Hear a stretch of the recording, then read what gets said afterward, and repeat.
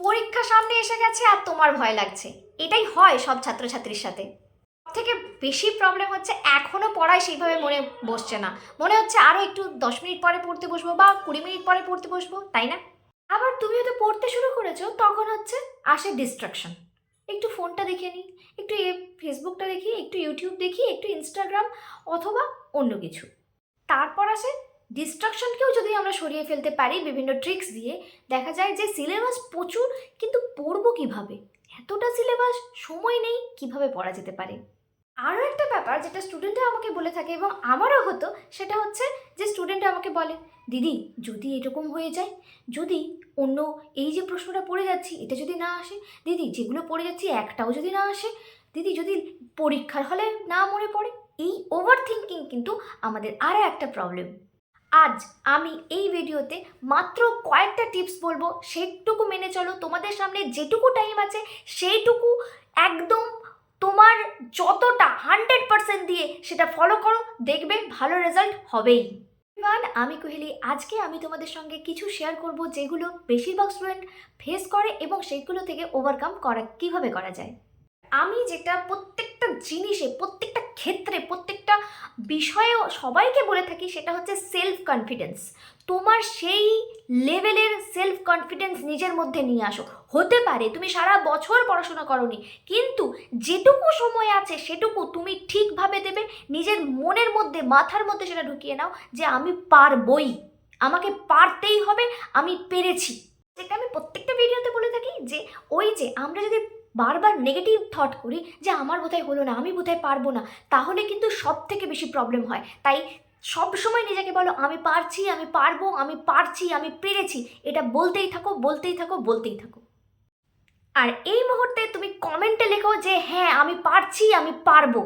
আমাদের সবার মধ্যেই একটা ব্যাপার হয় যে বিশেষ করে যখন পড়তে বসবো ভাবছি, তখন মনে হয় আরেকটু ফোন দেখে নিই, আরেকটু শুয়ে আছি, একটু ঘুমিয়ে নিই, আর একটু কিছু করে নিই, একটু পরে, একটু পরে। বিশেষ করে যখন অ্যালার্ম বাজে তখন মনে হয় যে অ্যালার্মটাকে স্নুজ করে দিয়ে আমরা ঘুমিয়ে পড়ি, অথবা অ্যালার্মটাকে আরেকটা পরের অ্যালার্ম সেট করে দিয়ে ঘুমিয়ে পড়ি, যে আরেকটু শুয়ে নিই, আরেকটু। কিন্তু তোমাকে সেই মুহূর্তেই ঠিক কাউন্ট করতে হবে 3, 2, 1, ব্যাস। এই কাউন্ট করার পরেই তুমি উঠে যাবে। তুমি উঠে গিয়ে, যদি এটা সকাল হয়, তুমি সঙ্গে সঙ্গে চোখে মুখে জল দিয়ে তুমি পড়া স্টার্ট করবে, বা আমি যেটা বলি মেডিটেশন করবে।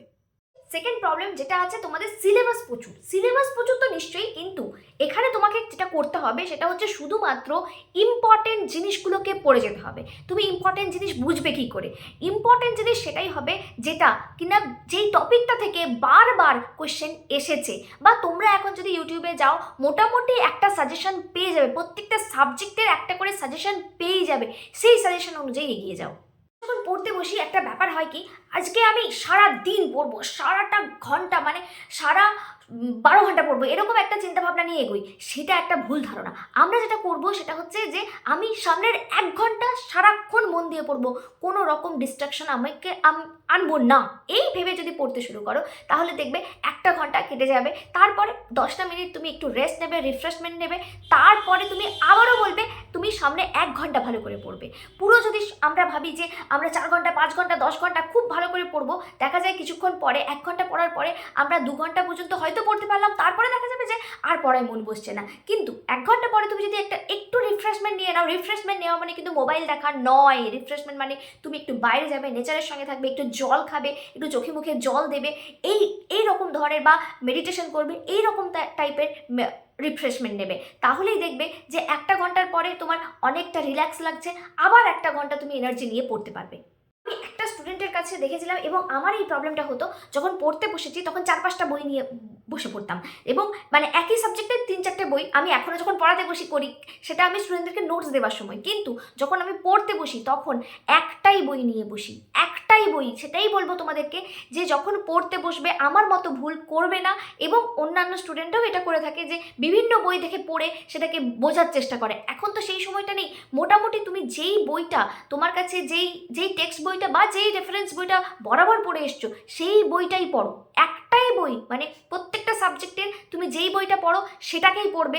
অন্য কোনো বই, অন্য কোনো বইয়ের দিকে তাকাবে না। তার কারণ হচ্ছে একটা বই থেকেই তুমি যা পারছো পড়ো, কিন্তু যদি 10টা বই থেকে পড়তে যাও তখন দেখবে যে পড়ছো অনেক, কিন্তু হয়তো একটা কোয়েশ্চেন পড়তে গিয়ে অনেকটা সময় ব্যয় হয়ে যাচ্ছে, সেটা করলে তো এখন আর চলবে না। তাই ওই যেই একটা বই দেখে পড়ো। করতে হবে কোয়েশ্চেনগুলো, যেই টপিকটা তুমি জেনে গেছো যে এই জায়গাটা ইম্পর্টেন্ট, এই জায়গাটা থেকে প্রত্যেক বছর প্রশ্ন এসেছে, সেই জায়গাটা তুমি সেই জায়গা থেকে কি কি প্রশ্ন হয়, ছোট ছোট ছোট বড় সব রকম প্রশ্নের উত্তর দিতে পারছো কিনা দেখে নাও। যেমন ধরো তোমরা যখন ফিজিক্যাল সায়েন্স পড়ো, আলোর প্রতিসরণ, আলোর চ্যাপ্টারটা থেকে আলোর প্রতিসরণ যে পার্টটা রয়েছে সেখান থেকে একটা প্রশ্ন থাকবেই থাকবে। সেটা হতে পারে delta is equal to I1 plus I2 minus A হতে পারে, প্রতিসরণের পর কাচের ফলকে বিচ্ছুরণ হবে কিনা, এই ধরনের প্রশ্ন প্রতিসরণ থেকে একটা না একটা প্রশ্ন থাকে। তার মানে প্রতিসরণ যে টপিকটা রয়েছে সেটা ইম্পর্টেন্ট। তুমি পড়ছো প্রতিসরণ, পড়ার পরে সঙ্গে সঙ্গে দেখে নাও যে সেখান থেকে প্রশ্নগুলোর উত্তর দিতে পারছো কিনা। প্রশ্নগুলো কোথায় পাবে? বিভিন্ন ধরনের টেস্ট পেপার খুঁজে দেখার দরকার নেই, তুমি যে কোনো একটা টেস্ট পেপার থেকে 3 থেকে 4টে, খুব জোর হলে 3 থেকে 4টে, এর থেকে বেশি নয়, 2 থেকে 3টে করলেই এনাফ। সেখানের কোশ্চেনগুলো তুমি উত্তর দিতে পারছো কিনা দেখে নাও যে প্রতিসরণের উত্তরগুলো দিতে পারছো কিনা। আমি প্রথমে কি বললাম যে প্রথমে টপিক বুঝবে যে কোন টপিকটা ইম্পর্টেন্ট, মানে এটা দেখবে ইয়ারের প্রশ্নতে কোন জায়গা থেকে প্রশ্নগুলো রিপিট এসেছে, কোন জায়গার কোন টপিকটা ইম্পর্টেন্ট। তারপরে কি করবে, টেস্ট পেপার, তোমার কাছে যে টেস্ট পেপার আছে সেই টেস্ট পেপারে ওই টপিকের উপর কী কী প্রশ্ন আছে 3 থেকে 4টে টেস্ট পেপারের কোশ্চেন সলভ করে ফেলবে। এবার আরেকটা প্রবলেম যেটা হচ্ছে কঠিন সাবজেক্ট। তোমার কাছে হতে পারে ফিজিক্যাল সায়েন্স কঠিন বা অঙ্ক কঠিন, আমি তোমাদেরকে একটা কথা বলবো যে কঠিন সাবজেক্টগুলোকে প্রথমেই ধরো।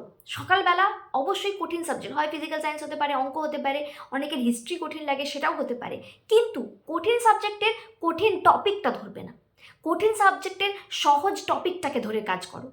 যেমন ধরো অঙ্কের তোমরা বেশিরভাগ স্টুডেন্ট যেটা পারো সেটা হলো দ্বিঘাতকরণী বা দ্বিঘাত সমীকরণ, বা তোমাদের যে 5 নম্বর চ্যাপ্টারটা রয়েছে অনুপাত সমানুপাত, এগুলো মোটামুটি সবাই পারো, কে ধরে নিয়ে যে অঙ্কগুলো হয় সেগুলো ধরে করতে পারো। তো সেইগুলো দিয়ে স্টার্ট করো এবং দেখো সেখানকার এমসিকিউ এসিকিউ, আমি যেরকমভাবে বলেছিলাম যে এমসিকিউ এসিকিউ একটা কাজ করো, এই মুহূর্তের জন্য এমসিকিউ যেগুলো উত্তর করে দেওয়া আছে, বইতে উত্তর দেওয়া আছে, সেইগুলো বই থেকে মুখস্থ করে ফেলো। তোমার এখন আর বোঝার সময় নেই, তুমি জাস্ট কোশ্চেন দেখবে, এটা বইয়ের কোশ্চেন, উত্তর এটা ছিল মানে উত্তর এটা হবে। তারপর একটু একটু ভেবে দেখবে যে কোশ্চেনটা যদি ট্রু ফলসে দিয়ে দেয় তাহলে কোশ্চেনের ঠিক নাম্বারগুলোকে ঠিকঠাকভাবে মনে রাখবে যে এইটা হলে 30 ডিগ্রি হয়, আবার উত্তরে কি হতে পারে ট্রু ফলসে দিয়ে দিতে পারে যে এটা হলে 30 ডিগ্রি হবে, 30 ডিগ্রির জায়গায় যদি অন্য কিছু দেয় তাহলে এটা ফলস হয়ে যাবে। এই জায়গাগুলো একটু খেয়াল করে যাবে, কারণ অনেক সময় কি হয় যে যেটা তোমাকে এমসিকিউতে কোশ্চেনে দেওয়া আছে বইতে সেটা কিন্তু ট্রু ফলসে দিয়ে দিতে পারে বা শূন্যস্থান পূরণে দিয়ে যেতে পারে। তবে তুমি যেটা করছো বইয়ের এমসিকিউ আর শূন্যস্থান পূরণ আর ট্রু ফলস এইগুলোকে পুরোপুরি মুখস্থ করে নাও, যে তাহলে দেখবে যে অন্তত যেগুলো তোমার বইতে এসেছে, বইতে দেওয়া আছে, সেগুলো যদি পরীক্ষায় আসে সেগুলো তুমি করে চলে আসতে পারবে। আর তোমাদের যাদের ফিজিক্যাল সায়েন্স কঠিন লাগে তাদেরকে বলবো প্রথম চ্যাপ্টারটা তোমাদের খুব সহজ চ্যাপ্টার, সেটা দিয়ে শুরু করো, সেটা দিয়ে একবার পড়ো, সেটাকে দেখবে সেটা যখন ইজি লাগছে তারপরে তুমি একটা কঠিন টপিকের ক্ষেত্রে মানে কঠিন চ্যাপ্টারের ক্ষেত্রে তুমি শুধুমাত্র ইম্পর্টেন্ট টপিকগুলোই পড়ে যাবে।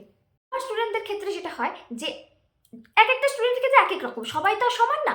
তো একটা স্টুডেন্ট আজকে যেমন সকালে এসে বললো যে দিদি আমি না ত্রিকোণমিতিটা পরীক্ষার হলে পরীক্ষার সময় করতে পারছি না। এটা হয়েছে আমি বারবার পরীক্ষা নিয়েছি, ওদের ফুল সিলেবাস পরীক্ষা নিয়েছি, তখন দেখা যাচ্ছে যে ও ত্রিকোণমিতিতে গিয়ে আটকে যাচ্ছে। তো ত্রিকোণমিতি তোমার যদি এইরকম কোনো টপিক হয়ে থাকে যে একটা টপিকে তুমি আটকে যাচ্ছ, পারছো না, তো সেটাকে তোমাকে কি করতে হবে, সলভ করতে হবে, যে অন্তত ইয়ারে যে প্রশ্নগুলো এসেছে সেইগুলো যেন করে ফেলতে পারো, সেইটুকু করে যাও। দেওয়ার সময় যেইগুলো তোমার আটকে যাচ্ছে, যেগুলো তোমার মনে হচ্ছে এগুলো আমি পারছি না, সেইগুলো তোমার টিচারের কাছে যাও, গিয়ে জিজ্ঞেস করো যে এটা কিভাবে করব, এইটা আসলে আমি এইগুলো করে আসবো কিনা, কোনটা পরীক্ষার সময় কোন টপিকটাকে আগে ধরবো, কোন দাগ নাম্বারটাকে আগে করে আসবো, সেইগুলো একটু জেনে নাও। সেই স্ট্র্যাটেজিগুলো জেনে তুমি বারবার এখনও যেটুকু সময় আছে সেটুকু টাইমের মধ্যে পরীক্ষা দেওয়া প্র্যাকটিস করো। এবার আসছি যে স্টুডেন্টরা যেটা বলে দিদি যদি এরকম হয়ে যায়, যদি পরীক্ষার হলে আমি লিখে না আসতে পারি, যদি অঙ্ক করতে গিয়ে উত্তর না মেলে তখন কি হবে, তখন তো আমি মার্কস ভালো পাবো না, তারপরে কি হবে এরকম ভাবতে থাকো। তো এই জিনিসটা কাটিয়ে উঠতে হবে। আমি যদি বলি এই জিনিসটা কাটিয়ে ওঠো তাহলে কিন্তু তুমি ওই জিনিসটাই ভাবতে থাকবে।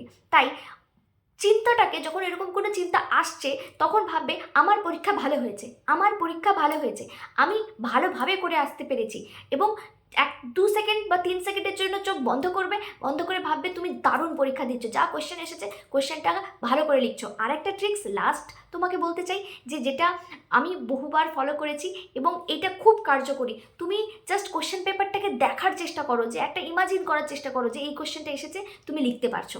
দেখবে যে একটা কোয়েশ্চেন, মানে তোমরা যত যেই রকমই টাইপের কোয়েশ্চেন এখন ফলো করছো, এখন পড়ছো বা টেস্ট পেপার থেকে দেখছো, যে কোয়েশ্চেনটাকে ইমাজিন করার চেষ্টা করো যে একটা কোয়েশ্চেন এসেছে আর তুমি মানে মুখ থেকে হাসি বেরোচ্ছে, আরে এই কোয়েশ্চেনটাই তো আমি পড়ে এসেছি, বাহ এটা আমি লিখতে পারবো, এবং তুমি লিখে আসছো।